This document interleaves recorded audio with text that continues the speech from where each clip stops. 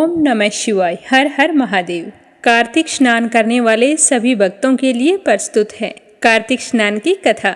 तो आप सभी से मेरा निवेदन है कि मीरा भक्ति स्टोरी चैनल को सब्सक्राइब जरूर करें और इस कथा को पूरा सुनते हुए कमेंट बॉक्स में लक्ष्मीपति नारायण के अनंत स्वरूपों की जय हो जरूर लिखें, क्योंकि पूरे प्रेम भाव से कथा सुनने वाला और भगवान का गुणगान करने वाला व्यक्ति श्री हरि का परम प्रिय भक्त होता है।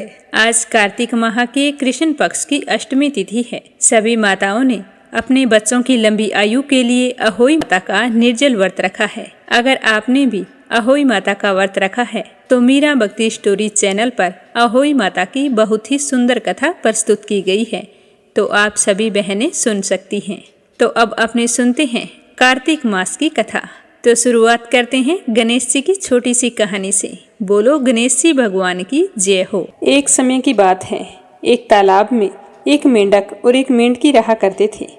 मेंढकी हमेशा सुबह जल्दी उठती और तालाब से बाहर आकर पाल पर बैठ जाती और सवा पहर दिन चढ़ने तक गणेश जी की पूजा किया करती थी। मेंढकी का इस तरह गणेश जी की पूजा करना मेंढक को बिल्कुल भी अच्छा नहीं लगता था। वह कहता कि कौन है गणेश जी, मैं तो किसी गणेश जी को नहीं मानता हूँ। गार खाती है ना मिट्टी खाती है, भूखी प्यासी पाल पर बैठी रहती है। मुझे देखो कितना हट्टा कट्टा हूँ, कोई विनायक जी की पूजा नहीं करता हूँ। पर मेंढकी पर मेंढक की बातों का कोई असर नहीं होता। मेंढक रोजाना इसी तरह चिल्लाता रहता। तो यह सुनते सुनते एक दिन गणेश जी भगवान नाराज हो गए और गणेश जी की माया से उसी तालाब पर राजा की एक दासी पानी भरने के लिए आती है और घड़े में जैसे ही पानी भरती है तो मेंढक और मेंढकी पानी के साथ उस घड़े में चले जाते हैं। तो वो घर ले जाकर उस पानी के घड़े को भट्टी पर चढ़ा देती है और नीचे आग जला देती है। तो जैसे ही पानी गर्म होता है तो मेंढक तो बुरी तरह से जलने लगता है और जोर जोर से चीखने लगता है और मेंढकी अपने गणेश जी की पूजा में लगी रहती है। तो वो कहता है कि मेंढकी कि मैं तो गर्म पानी में जल रहा हूँ और तुम आराम से बैठी हो। तो वो बोली, नहीं, मैं तो बिल्कुल नहीं जल रही, मुझे तो ठंडी ठंडी हवा आ रही है। तो मेंढक कहने लगा, कैसी बातें कर रही हो, घड़े के अंदर पानी उबल रहा है और तुम कह रही हो कि मुझे तो ठंडी हवा आ रही है। तो मेंढकी कहने लगी कि मैं तो गणेश जी की पूजा करती हूँ और गणेश जी भगवान मेरी रक्षा करते हैं। तो यह सुनकर मेंढक कहने लगा कि आज तू तेरे गणेश जी का ध्यान कर, हम इस मुसीबत से छूट जाएं, हमारी जान बच जाए। फिर आज के बाद मैं भी तुम्हारे साथ रोजाना सवा पहर दिन चढ़ने तक गणेश जी की पूजा किया करूँगा। तब तक कुछ नहीं खाऊंगा, पूजा करने के बाद ही गार मिट्टी खाया करूँगा। तो मेंढक के कहने पर मेंढकी ने मन ही मन गणेश जी का स्मरण किया। तो गणेश जी की माया से वहाँ दो सांड लड़ते हुए आए और उस मटके से टकरा गए। मटका फूट गया और मेंढक मेंढकी बाहर निकलकर तालाब में पहुंच गई। अब मेंढक को गणेश जी की माया समझ में आ गई। अब वो भी रोजाना मेंढकी के साथ सवा पहर दिन चढ़ने तक तालाब की पाल पर बैठकर गणेश जी भगवान की पूजा अर्चना किया करता था। हे गणेश जी महाराज, जैसे आपने मेंढक मेंढकी की रक्षा की, वैसे ही हमारी और हमारे परिवार की रक्षा करना, सुख समृद्धि सुख सौभाग्य बनाए रखना। बोलो गणेश जी महाराज की जय हो। अब अपने सुनते हैं कार्तिक स्नान की कथा। पहली कहानी इल्ली और घुन की, जिसे कार्तिक के महीने जरूर सुनना चाहिए। बोलो लक्ष्मीपति नारायण की जय हो। एक समय की बात है, एक इल्ली और घुन रहा करते थे। दोनों में अच्छी दोस्ती थी, जहाँ भी जाते साथ साथ जाते। तो एक बार कार्तिक का महीना आया तो राजा की बेटी कार्तिक स्नान के लिए जा रही थी। तो इल्ली कहने लगी कि आओ घुन, हम भी कार्तिक स्नान करते हैं। राजा की बेटी जाती है तो हम भी चले जाएंगे, क्या पता हमें भी पुण्य फलों की प्राप्ति हो। तो इल्ली की बात सुनकर घुन कहने लगा कि तू ही कार्तिक स्नान कर, मैं तो कार्तिक स्नान के बारे में कुछ नहीं जानता, क्या होता है इसके करने से, मैं तो नहीं करूँगा। घुन के मना करने पर इल्ली एक बार तो उदास हो गई। सोचने लगी कि कार्तिक स्नान तो जरूर करना था। तभी उसके मन में एक विचार आया कि राजा की बेटी जाती है तो उसके पल्ले से लगकर चली जाऊंगी और उसी के साथ वापिस आ जाऊंगी, मुझे अकेली जाना नहीं पड़ेगा। तो यह सोचकर वो तो बहुत ही खुश हुई और दूसरे ही दिन से राजा की लड़की जब स्नान करने के लिए जाती तो उसकी चुन्नी के पल्ले के लगकर वो इल्ली भी चली जाती। जब राजा की बेटी गंगा जी पहुंच जाती तो इल्ली उतरकर धीरे से गंगा स्नान करती और वापिस आकर चुन्नी के पल्ले से लग जाती। इस तरह इल्ली ने राजा की बेटी के साथ पूरे महीने कार्तिक स्नान किया। घुंड से वो रोजाना कहती थी, पर घुंड ने तो एक ही दिन जाकर कार्तिक स्नान नहीं किया। समय बीतता गया। आयु पूरी होने पर दोनों मृत्यु को प्राप्त हो गए। इल्ली अपने दूसरे जन्म में कार्तिक स्नान के पुण्य प्रताप से राजा के घर में जन्म लिया और घुंड राजा के घर का गधा बन गया। अब राजा की बेटी खूब लाड प्यार के साथ पलने बढ़ने लगी। समय के साथ वो बड़ी हुई तो राजा ने अपनी बेटी का विवाह किया। खूब सारा दान दहेज देकर अपनी बेटी को विदा किया। तो बेटी ससुराल जाने लगी तो उसने अपनी पालकी रुकवाई और राजा से कहने लगी कि पिताजी, मुझे तो यह गधा चाहिए। तो अपनी बेटी के मुंह से इस तरह की बात सुनकर राजा को बड़ी ही हैरानी हुई। राजा कहने लगे कि बेटी, तुम चाहे तो धन और दौलत और ले जा, पर इस गधे को मत लेकर जा। लोग क्या कहेंगे कि राजा के घर से आई है और दहेज में गधा लेकर आई है। पर राजा की बेटी तो अपनी जिद पर अड़ी रही। कहने लगी कि पिताजी, मुझे और कोई दान दहेज नहीं चाहिए, मुझे तो बस ये गधा दे दो, सब कुछ मिल जाएगा। राजा को आखिर अपनी बेटी के आगे झुकना पड़ा और उस गधे को रथ के बंधवा दिया। अब गधा तो रथ के साथ साथ तेज तेज दौड़ने लगा और इस तरह राजा की बेटी अपने ससुराल पहुंच गई। वहां पर खूब लोग इकट्ठे हुए थे, देखने आए थे कि राजा के बेटे की बहू कैसी है।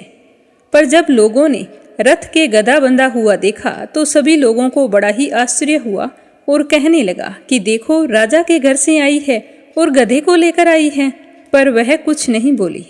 राजा और उसके बेटे को भी बड़ी ही हैरानी हो रही थी कि बहू गधे को लेकर क्यों आई है। फिर रथ से खोलकर गधे को महल के नीचे बंधवा दिया। अब रोजाना राजा की पुत्रवधू घर का काम जल्दी जल्दी निपटाती और नीचे उतर आती और उस गधे से बातें करने लगती। जब लड़की नीचे आती तो गधा कहता कि मुझे पानी पिला दे।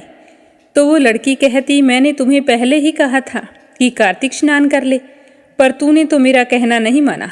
तू तो बोलता था कि मैं तो कार्तिक स्नान नहीं करूँगा, ना मैं व्रत करूँगा, मैं तो बाजरा खाऊंगा और ठंडा ठंडा पानी पीऊँगा। अब बाजरा खा और ठंडा ठंडा पानी पी। मेरे साथ कार्तिक स्नान कर लेता तो तेरी ये हालत ना होती।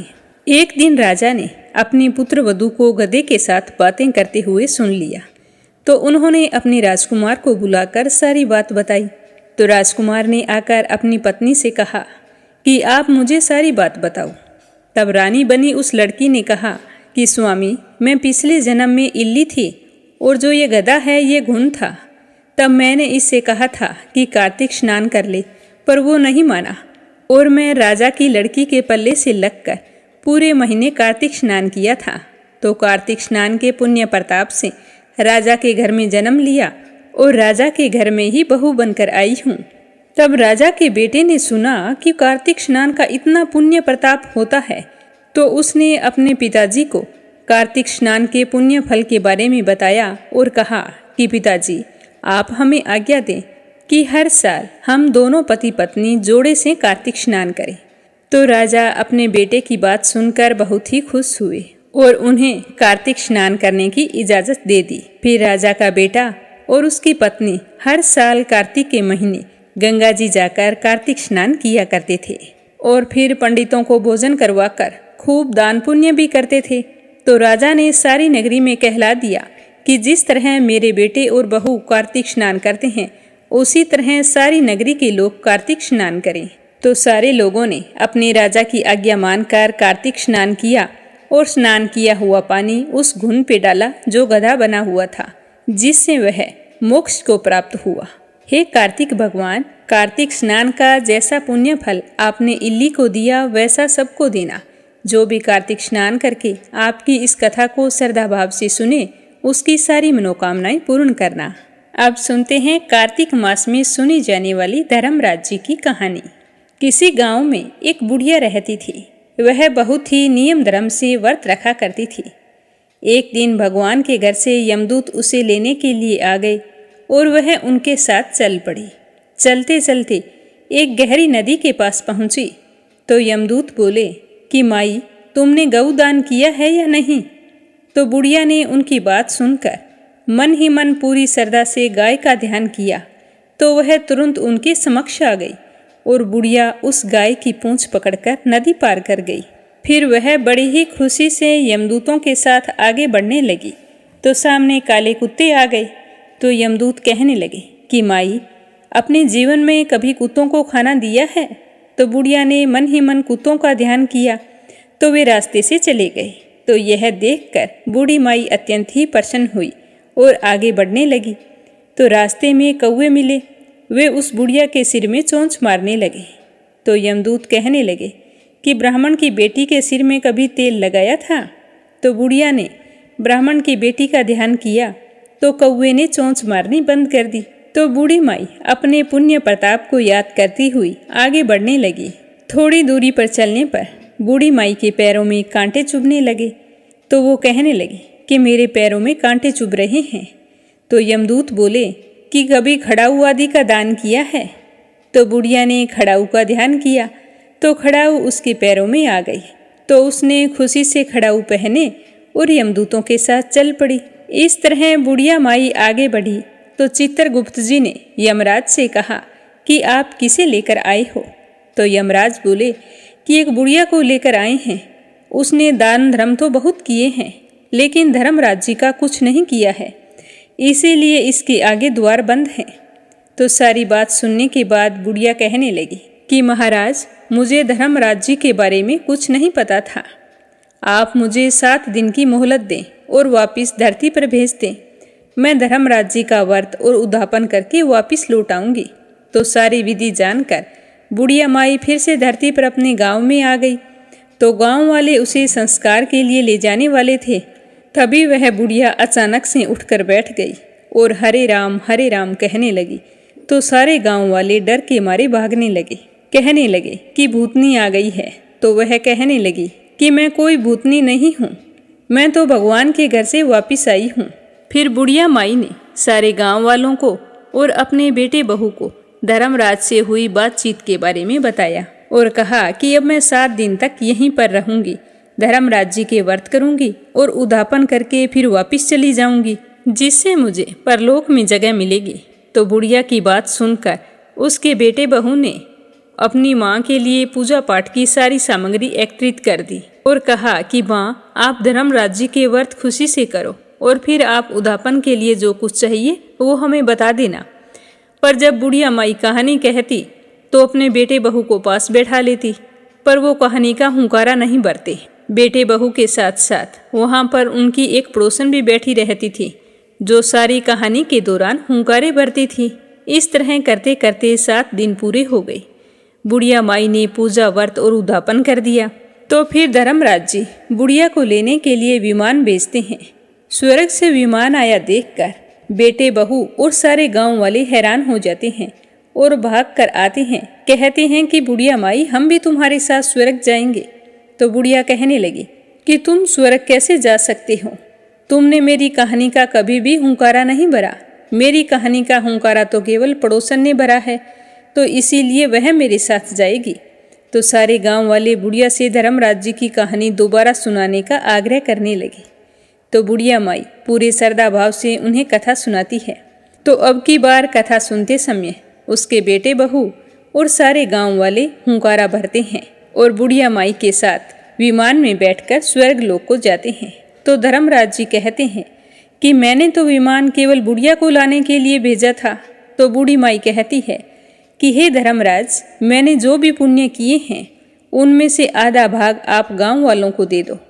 इस तरह से धर्मराज जी ने सारे ग्रामवासियों और बुढ़िया माई के बेटे बहू को स्वर्ग में रहने के लिए जगह दे दी और सारे के सारे स्वर्ग लोक का सुख भोगने लगे। हे धर्मराज महाराज, जैसे आपने धर्मराज जी की कथा सुनने से बुढ़िया माई सारे गांव वालों के पाप नष्ट करके पुण्य फलों की प्राप्ति की, स्वर्ग में वास दिया, वैसा सबको देना।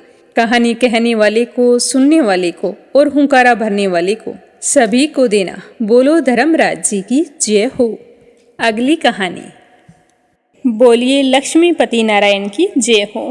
किसी गांव में एक बूढ़ी माई रहती थी। उसके परिवार में एक बेटा और एक बहू भी साथ रहते थे। वह बुढ़िया बहुत ही धार्मिक विचारों वाली थी। हमेशा धर्म कर्म में रुचि रखती। सुबह जल्दी उठकर स्नान करना और उसके बाद में सबसे पहले तुलसी माता की पूजा करना उसका नियम था।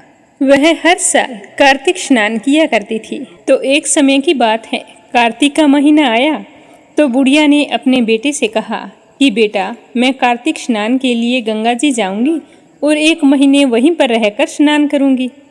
तो अपनी माँ की बात सुनकर बेटे ने अपनी पत्नी से कहा कि माँ कार्तिक स्नान के लिए गंगा जी जा रही है और 1 महीना वहीं पर रहेगी, तो तुम ऐसा करो 30 लड्डू बनाकर एक डिब्बे में रख देना। रोजाना स्नान और पूजा पाठ करने के बाद में माँ आराम से वो लड्डू खा लेगी। तो यह सुनते ही उसकी बहू को गुस्सा आ गया। उसने अपने पति को कुछ नहीं कहा, बोली ठीक है रख दूंगी। तो बुढ़िया अपने जाने के लिए कुछ ज़रूरी सामान और कपड़े वगैरह रखे तो बहू ने लाकर एक डिब्बा दे दिया और कहा कि लो माँ जी, आपके बेटे ने कहा है तो मैंने आपके लिए ला दिया। तो ना उसने कहा कि इसके अंदर कुछ नहीं है, आपके बेटे ने तो लड्डू बनाने को कहा था, पर मैं तो खाली डिब्बा लेकर आई हूँ। वो चुपचाप अपनी सास को वह डिब्बा पकड़ाकर चली गई। तो उसकी सास बहुत ही प्रसन्न होते हुए खुशी खुशी वो डब्बा अपनी थैले में रख लिया और अपने बेटे के साथ चल दी। तो उसका बेटा अपनी माँ को लेकर गंगा जी चला गया और वहाँ जाकर अपनी माँ को झोंपड़ी बनाकर दे दी। तो वह झोंपड़ी में रहने लगी और उसका बेटा वापस घर आ गया। अपनी माँ से कह कर आया था कि माँ, जब महीना पूरा होगा तो मैं तुम्हें लेने के लिए आऊँगा। तो बुढ़िया सुबह जल्दी उठी, उठकर स्नान किया, तुलसी माता की पूजा की और उसके बाद में जो बहू ने खाली डिब्बा दिया था उसे लेकर बैठ गई। जैसे ही बुढ़िया ने उस डिब्बे को खोला तो वो तो सचमुच लड्डुओं से भरा था। तो यह देखकर बुढ़िया बहुत ही खुश हुई और कहने लगी कि मेरी बहू कितनी अच्छी है, मेरा कितना ख्याल रखती है। यह सोचती हुई जैसे ही वो लड्डू निकाल कर खाने लगी तो हनुमान जी वहाँ पर बंदर के रूप में आकर सामने बैठ गए और बूढ़ी माई से लड्डू मांगने लगे। कहने लगे कि मुझे तो बहुत जोरों की भूख लगी है। तो बुढ़िया ने खुशी खुशी वह लड्डू हनुमान जी के रूप में आई बंदर को दे दिया। उसने उस लड्डू को खा लिया। अब उस बंदर का तो रोजाना का नियम बन गया, जैसे ही बुढ़िया लड्डू खाने बैठती तो सामने आकर बैठ जाती, तो बुढ़िया लड्डू उसे दे देती। तो इस तरह बंदर के रूप में आकर हनुमान जी ने 30 दिनों तक बुढ़िया के सारे लड्डू खा लिए। जैसे ही कार्तिक का महीना समाप्त हुआ और बुढ़िया वापस जाने के लिए तैयार हो रही थी तो हनुमान जी वहाँ पर प्रकट हो गए और उन्होंने बुढ़िया की उस कुटिया की जगह एक सुंदर महल खड़ा कर दिया। अब तो बुढ़िया का पूरा महल धन दौलत से भर गया। उसकी काया निरोगी हो गई, अन्न धन से उसका महल भर गया। जैसे ही उसका बेटा उसे लेने के लिए आया तो वो देखने लगा कि मेरी माँ को मैं यहाँ पर झोंपड़ी में छोड़कर गया था, यहाँ पर तो ना माँ दिखाई दे रही है और ना झोंपड़ी दिखाई दे रही है। तो उसने अड़ोसियों पड़ोसियों से पूछा कि मैं 1 महीने पहले मेरी माँ को यहाँ पर छोड़कर गया था, वो कहाँ गई? तो सारे लोग कहने लगे कि इस महल के अंदर ही तुम्हारी माँ रहती है, उनकी तो धर्म कर्म में खूब रुचि थी, तो यह सब कुछ उसे भगवान ने दिया है। तो यह देखकर बेटा बहुत ही खुश हुआ और अपनी माँ के पास जाकर चरण स्पर्श करके कहने लगा कि माँ, मैंने तो आपको पहचाना ही नहीं, आप पर तो सचमुच भगवान की कृपा हुई है। और कहने लगा कि हे कार्तिक के दामोदर, मेरी माँ की सदैव रक्षा करना। अब वह खूब सारे धन धान्य के साथ अपनी माँ को वापस ले आया। जैसे ही वो अपने घर में गए तो उसकी पत्नी ने माँ बेटे को देखा तो उसके गुस्से का कोई ठिकाना नहीं रहा। वह अपनी सास को इतनी धनी और सुखी देखकर जल भुन गई और मन ही मन सोचने लगी कि अगले साल मैं भी मेरी माँ को कार्तिक स्नान के लिए भेजूंगी। इस बुढ़ी की तरह मेरी माँ भी धनवान हो जाएगी। उस नासमझ के मन में यह बात नहीं आ रही थी कि यह बुढ़ी नहीं तेरी सास है और इसके पास जो धन है वो तुम्हें ही काम आने वाला है। पर उसने अपनी मूर्खता के चलते 1 साल तक इंतजार किया और जैसे ही कार्तिक का महीना आया तो अपनी माँ को संदेशा भिजवाया कि माँ, तुम तैयार हो जाओ, कार्तिक स्नान के लिए गंगा जी जाना है और अपनी माँ के लिए खूब सारे घी और मेवे डालकर लड्डू बना दिए और कहा कि माँ, यह पूरा का पूरा डब्बा लड्डुओं से भरा है, रोजाना पूजा पाठ करने के बाद में लड्डू खा लेना। तो उसकी माँ लड्डू देखकर तो बहुत खुश हुई, पर उसका कार्तिक स्नान का कोई मन नहीं था। अनमने मन से वह अपने दामाद के साथ गंगा जी चली गई। वहां जाने पर उसके दामाद ने झोंपड़ी बना दी और कहा कि सासू माँ, अब आप यहीं पर रहिए, मैं 1 महीने बाद आपको लेने के लिए आऊँगा। यह कहकर उसका दामाद तो घर आ गया और बुढ़िया उसी समय एक लड्डू खाकर सो गई। दूसरे दिन चढ़ने पर उठते ही फिर लड्डू खाया।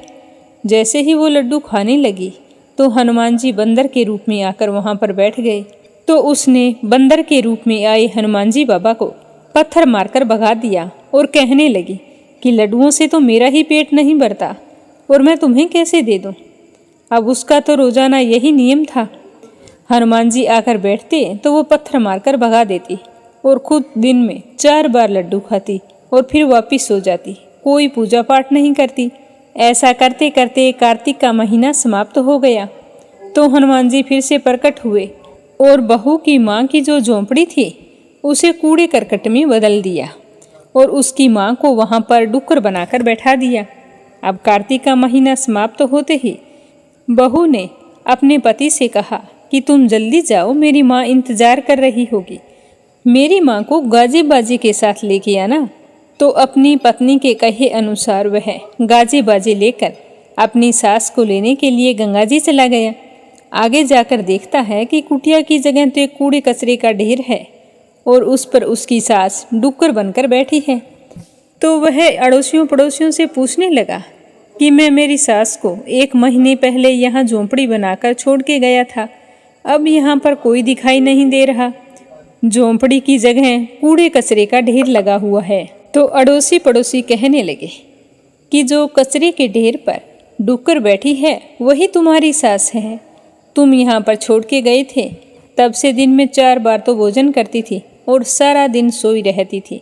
तुम्हारी सास ने सुबह जल्दी उठकर तो क्या पूरे कार्तिक महीने स्नान ही नहीं किया।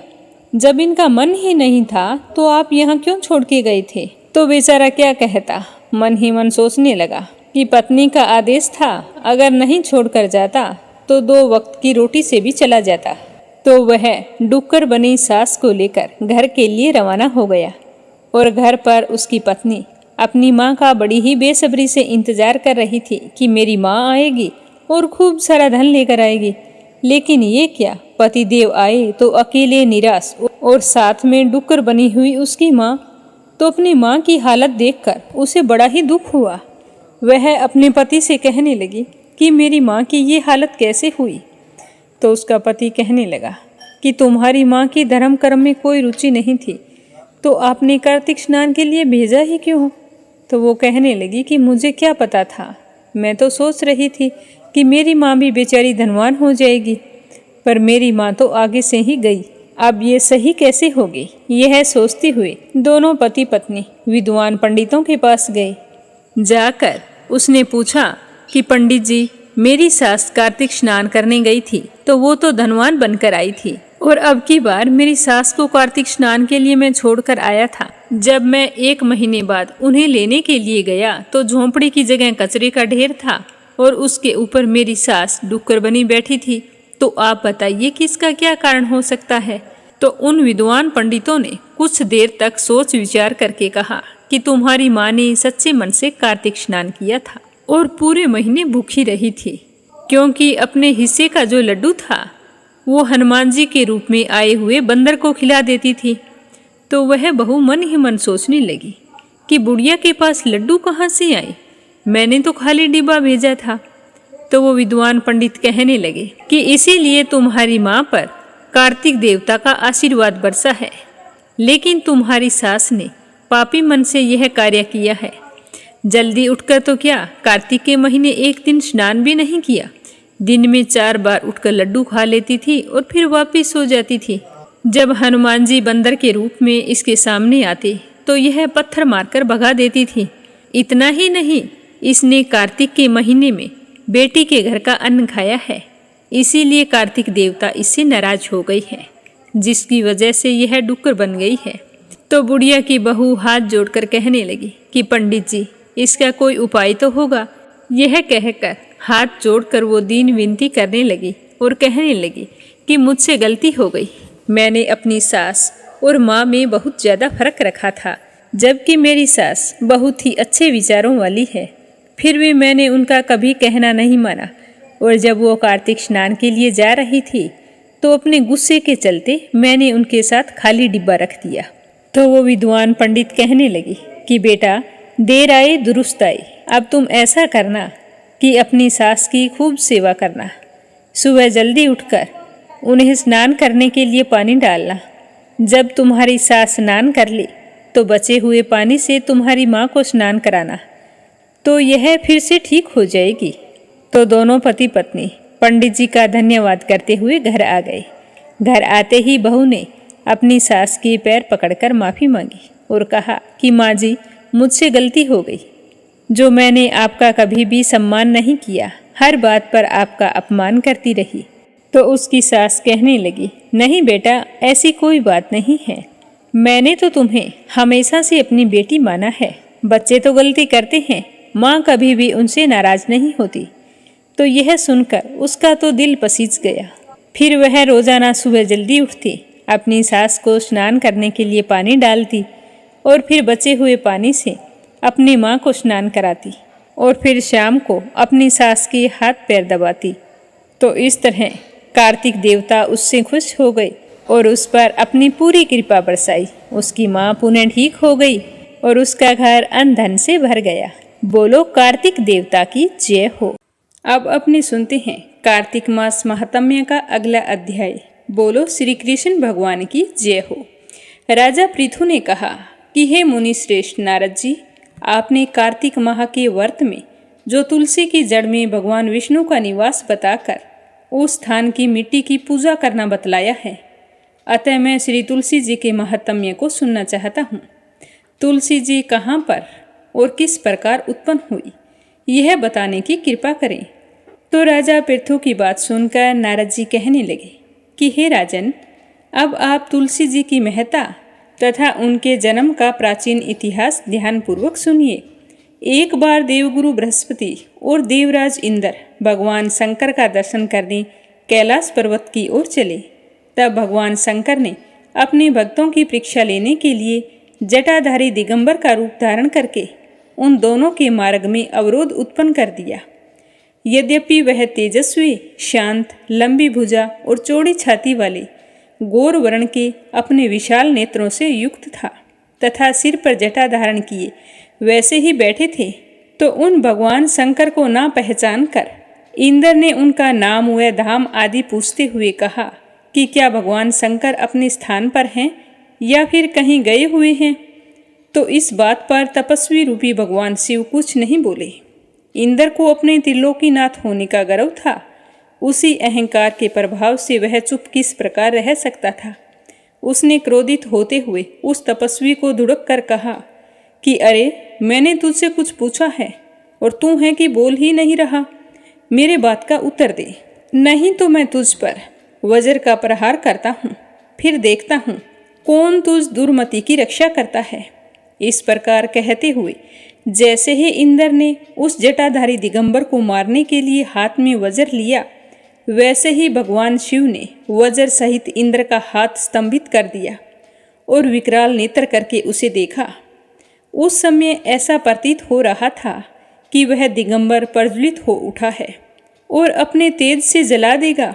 भुजाएं स्तंभित होने के कारण इंद्र दुखी होने के साथ साथ अत्यंत कुपित भी हो गया। परंतु उस जटाधारी दिगंबर को प्रज्वलित देखकर बृहस्पति जी ने उन्हें भगवान शंकर जानकर प्रणाम किया और दंडवत होकर उनकी स्तुति करने लगे। बृहस्पति भगवान शंकर से कहने लगे कि हे दीनानाथ, हे महादेव, आप अपने क्रोध को शांत कर लीजिए और इंद्र के इस अपराध को क्षमा कीजिए। तो गुरु बृहस्पति के ये वचन सुनकर भगवान शंकर ने गंभीर वाणी में कहा, मैं अपने नेत्रों से निकाले हुए क्रोध को किस प्रकार रोकूं। तब गुरु बृहस्पति ने कहा कि भगवान, आप अपना भक्त वत्सल नाम सार्थक करते हुए अपने भक्तों पर दया कीजिए। आप अपने इस तेज को अन्यत्र स्थापित कीजिए और इंद्र का उद्धार कीजिए। तब भगवान शंकर गुरु बृहस्पति से बोले कि मैं तुम्हारी स्तुति से अत्यंत प्रसन्न हूँ। तुमने इंद्र को जीवन दान दिलवाया है। मुझे विश्वास है कि मेरे नेत्रों की अग्नि अब इंद्र को पीड़ित नहीं करेगी। गुरु से इस प्रकार कहकर भगवान शिव ने अपने मस्तक से निकाले हुए अग्निमय तेज को अपने हाथों में ले लिया और फिर उसे क्षीर सागर में डाल दिया। तत्पश्चात भगवान शंकर अंतर्ध्यान हो गए। इस प्रकार जिसको जो जानने की कामना थी उसे जानकर इंद्र तथा गुरु बृहस्पति अपने अपने स्थान पर चले गए। तो यह जानकर राजा पृथु बोले कि हे ऋषि श्रेष्ठ नारद जी, आपको प्रणाम है।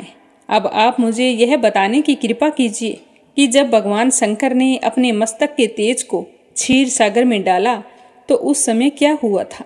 तो नारद जी कहने लगे कि हे राजन, जब भगवान शंकर ने अपना वह तेज क्षीर सागर में डाल दिया तो उस समय वह शीघ्र ही बालक होकर सागर के संगम पर बैठकर संसार को ब्याह देने वाला रुंदन करने लगा। उसके रुंदन से संपूर्ण जगत व्याकुल हो उठा। लोकपाल भी व्याकुल हो गए। चराचर चलायमान हो गया। शंकर सुवन के रुंदन से संपूर्ण ब्रह्मांड व्याकुल हो गया। यह देखकर सभी देवता और ऋषि मुनि व्याकुल होकर पितामह ब्रह्मा जी की शरण में गए। उन्हें प्रणाम करके उनकी स्तुति करने लगे। तब उन सभी ने पितामह से कहा कि हे पितामह, यह तो बहुत ही विकट परिस्थिति उत्पन्न हो गई है। हे महायोगिन, इसको नष्ट कीजिए। तो देवताओं के मुख से इस प्रकार सुनकर पितामह ब्रह्मा जी सत्यलोक से उतर उस बालक को देखने के लिए सागर तट पर आए। सागर ने ब्रह्मा जी को आता देखकर उन्हें प्रणाम किया और बालक को उठाकर उनकी गोद में दे दिया। आश्चर्यचकित होते हुए पितामह ने पूछा कि हे सागर, यह बालक किसका है, मुझे जल्दी बताओ। तो सागर विनम्रतापूर्वक बोला कि हे प्रभु, यह तो मुझे ज्ञात नहीं है, परंतु मैं इतना अवश्य जानता हूँ कि यह गंगा सागर के संगम पर प्रकट हुआ है। इसीलिए हे जगत गुरु, आप इस बालक का जात कर्म आदि संस्कार करके इस जातक का फल बताइए। सागर ब्रह्मा जी के गले में हाथ डालकर बार बार उनका आकर्षण कर रहा था। फिर तो उसने पितामह का गला इतनी जोर से पकड़ा कि उससे पीड़ित होकर पितामह की आंखों से आंसू टपकने लगे। तो पितामह ने अपने दोनों हाथों का जोर लगाकर किसी प्रकार सागर से अपना गला छुड़वाया और सागर से कहा कि हे सागर सुनो, मैं तुम्हारे इस पुत्र का जातक फल कहता हूँ। मेरे नेत्रों से जो यह जल निकला है, इसके कारण इसका नाम जलंधर होगा। उत्पन्न होते ही यह तरुणावस्था को प्राप्त हो गया है। इसीलिए यह सब शास्त्रों का पारगामी, महापराक्रमी, महावीर, बलशाली, महायोद्धा और रण में विजय प्राप्त करने वाला होगा। यह बालक सभी दैत्यों का अधिपति होगा। यह किसी से भी पराजित न होने वाला तथा भगवान विष्णु को जीतने वाला होगा। भगवान शंकर को छोड़कर यह सबसे अवध्य होगा। जहाँ से इसकी उत्पत्ति हुई है यह वहीं जाएगा। इसकी पत्नी बड़ी ही पतिव्रता, सौभाग्यशालिनी, सर्वांग सुंदरी, परम मनोहर, मधुर वाणी बोलने वाली तथा शीलवान होगी। सागर से इस प्रकार कहकर पितामह ब्रह्मा जी ने शुक्राचार्य को बुलवाया और उनके हाथों से बालक का राज्याभिषेक कराकर स्वयं अंतर्ध्यान हो गए। बालक को देखकर सागर की प्रसन्नता की सीमा ना रही। वह हर्षित मन से घर आ गया। फिर सागर में उस बालक का लालन पालन कर उसे पुष्ट किया। फिर कालनेमी नामक असुर को बुलाकर वृंदा नामक कन्या से विधि पूर्वक उसका विवाह करवाया। उस विवाह में बहुत ही बड़ा उत्सव हुआ। श्री शुक्राचार्य के प्रभाव से पत्नी सहित जलंधर दैत्यों का राजा बन गया। तो ये था कार्तिक मास महात्म्य। अब अपनी सुनते हैं तुलसी माता की कहानी। बोलो तुलसी माता की जय हो। एक समय की बात है, एक गांव में एक बूढ़ी माई रहती थी। वह रोजाना तुलसी में जल सींचने जाया करती थी। गांव की अन्य महिलाएं भी वहां पर आती थी। जब तक वो महिलाएं तुलसी जी की पूजा अर्चना करती, जल सींचती, तो वो बूढ़ी माई चुपचाप वहीं पर बैठी रहती। उन सभी के जाने के बाद में खड़ी होकर तुलसी में जल डालकर कहती कि हे तुलसी माता, सत की दाता, मैं बिरला सींचूं तेरा। तू करना निधार मेरा, पीताम्बर की धोती दे, मीठा मीठा ग्रास दे, बैकुंठ में वास दे, चटक की चाल दे, पटक की मोत दे, चंदन का काठ दे, रानी सा राज दे, दाल भात का भोजन दे, 11 की मोत दे, अंत में कृष्ण जी का कंधा दे। तो यह सुनकर तुलसी माता तो सूखने लगी। तो एक दिन भगवान श्री कृष्ण ने पूछा कि हे तुलसी, तुम इस तरह सूख क्यों रही हो, क्या बात है? तो तुलसी माता कहने लगी कि एक बुढ़िया रोजाना आती है और मुझसे यह बात कह जाती है। मैं उसकी सारी बातों को पूरा कर दूंगी, लेकिन कृष्ण जी का कांधा कहाँ से लाऊंगी? तो भगवान कहने लगे कि जब वो मरेगी तो मैं अपने आप कंधा देने आ जाऊंगा, तुम बूढ़ी माई से कह देना। तो यह सुनकर तुलसी मैया फिर से हरी भरी हो गई। तो बुढ़िया तो रोजाना आती और वही बात कह जाती, पर अब तुलसी माता को कोई फिक्र नहीं थी। धीरे धीरे समय बीतता गया। एक दिन बुढ़िया की मौत हो गई। सारे लोग आए और जैसे ही बुढ़िया माई को संस्कार के लिए लेकर जाने लगे तो वह बुढ़िया माई इतनी भारी हो गई कि किसी से भी उठाई नहीं जा रही थी। तो सारे कहने लगे कि इतना धर्म कर्म करती थी, फिर भी पता नहीं इसे किस जन्म का पाप लगा है जो इतनी भारी हो गई। अब इसका संस्कार कैसे होगा? पता नहीं इसने अपने पिछले जन्मों में कितने बुरे कर्म किए हैं जो इस जन्म में भुगत रही है। तभी भगवान जी वहाँ पर एक 12 वर्ष के बालक का रूप धारण करके आए और कहने लगे कि आप सारे एक तरफ हो जाओ, मुझे उठाने दो, क्या पता मैं उठा लूँ। तो सारे के सारे हंसने लगे कि तू तो बच्चा है, हम सारे गांव वाले नहीं उठा पाए तो तू कैसे उठाएगा? तो वहाँ पर एक वृद्ध ब्राह्मण बैठा था। उसने कहा कोई बात नहीं, बालक है, इसे भी देख लेने दो, क्या पता उठ जाए। तो उस बालक ने बुढ़िया के पास जाकर कान में कहा कि बूढ़ी माई मन के निकाल ले, पीताम्बर की धोती ले, मीठा मीठा घास ले, बैकुंठ का बास ले, चटक की चाल ले, पटक की मोत ले, कृष्ण जी का कांधा ले। तो यह सुनते ही बुढ़िया माई तो हल्की हो गई और भगवान ने कंधा दिया और तुरंत उठाकर चल दिए। तो सारे गांव वाले हैरान हो गए। तो इस तरह बूढ़ी माई को मुक्ति मिल गई। हे तुलसी माता, जैसे आपने बुढ़िया माई को मुक्ति दी वैसे ही सबको देना। अगली कहानी लपसी और तपसी की है। प्रेम से बोलो लपसी तपसी की जय हो। एक लपसी था, एक तपसी था। तपसी हमेशा भगवान की तपस्या किया करता था और लपसी रोजाना 1.25 सेर की लापसी बनाता और सबसे पहले भगवान को भोग लगाता, उसके बाद स्वयं भोजन कर लेता। इसी तरह दोनों की दिनचर्या चल रही थी। एक दिन दोनों भाइयों में कोई बात को लेकर कहासुनी हो गई तो दोनों जोर जोर से लड़ने लगे। लपसी कहने लगा कि मैं बड़ा हूँ, मैं रोजाना भगवान को भोग लगाता हूँ। तो तपसी कहने लगा कि मैं तो रोजाना तपस्या ही करता रहता हूँ, तो मैं बड़ा हूँ। इस तरह लड़ते लड़ते दोनों जोर जोर से बोलने लगे। तभी वहाँ से नारद जी गुजर रहे थे और उन दोनों की आवाज़ सुनकर उनके पास आ गए और बोले कि तुम दोनों लड़ क्यों रहे हो? तो लपसी बोला कि मैं इसे कब से समझा रहा हूँ कि मैं बड़ा हूँ, पर ये तो कहता है कि मैं बड़ा हूँ। तो तपसी कहने लगा कि मैं इतनी तपस्या करता हूँ तो मैं ही बड़ा हूँ, ये छोटी सी बात इसके समझ में नहीं आ रही। तो नारद जी कहने लगे कि तुम दोनों शांत हो जाओ, तुम्हारा फैसला मैं करूँगा, लेकिन आज नहीं, कल आऊँगा, फिर बता दूँगा कि तुम दोनों में से कौन बड़ा है। यह कहकर नारद जी चले गए। दूसरे दिन रोजाना की तरह तपसी नहाकर आए तो नारद जी ने 1.25 करोड़ की अंगूठी उसके आगे फेंक दी। तो तपसी का ध्यान जैसे ही उस अंगूठी पर पड़ा तो उसने तुरंत उठाकर अपने पैर के नीचे दबा लिया और तपस्या करने के लिए बैठ गया। तो नारद जी ने दूसरी अंगूठी लपसी के सामने फेंक दी। तो लपसी ने अंगूठी को देखकर भी अनदेखा कर दिया और लापसी बनाने लगा। बनाने के बाद में भगवान को भोग लगाकर स्वयं भोजन करने के लिए बैठ गया। तो नारद जी उनके सामने आ गए। तो नारद जी को देखते ही वो दोनों पूछने लगे कि नारद जी, अब आप बताओ हम में से कौन बड़ा है? तपसी कहने लगा कि मुझे ही बड़ा बताना, क्योंकि मैं ही बड़ा हूँ। तो नारद जी बोले कि तू खड़ा होकर तेरा पैर तो उठा। तो जैसे ही उसने खड़ा होकर पैर उठाया तो उसके पैर के नीचे अंगूठी थी। तो नारद जी कहने लगे कि ये अंगूठी तूने चुराई है, तुझे तेरी तपस्या का कोई फल नहीं मिलेगा, क्योंकि ये अंगूठी मैंने ही तुम दोनों के आगे फेंकी थी। तो तूने तो झट से अंगूठी को उठा लिया, तेरा मन तो मोह माया में अब भी लगा है। लपसी ने तो अंगूठी को देखकर भी अनदेखा कर दिया और अपनी रोजाना की भक्ति करने लगा। जो लपसी रोजाना करता है वो भी एक भक्ति है, और मेरा फैसला ये है कि लपसी ही सबसे बड़ा है। तो यह सुनकर तपसी हाथ जोड़कर कहने लगा कि महाराज, मुझसे बहुत बड़ा अनर्थ हो गया है। आगे से मैं ऐसी गलती कभी नहीं करूँगा। पर आप मुझे बताओ, मैंने भक्ति तो सच्चे मन से की है, तो मुझे उस भक्ति का फल कैसे मिलेगा? तो नारद जी कहने लगे कि रोटी बनाकर गाय और कुत्ते की रोटी नहीं बनाएगा, उसका फल तुझे ही मिलेगा।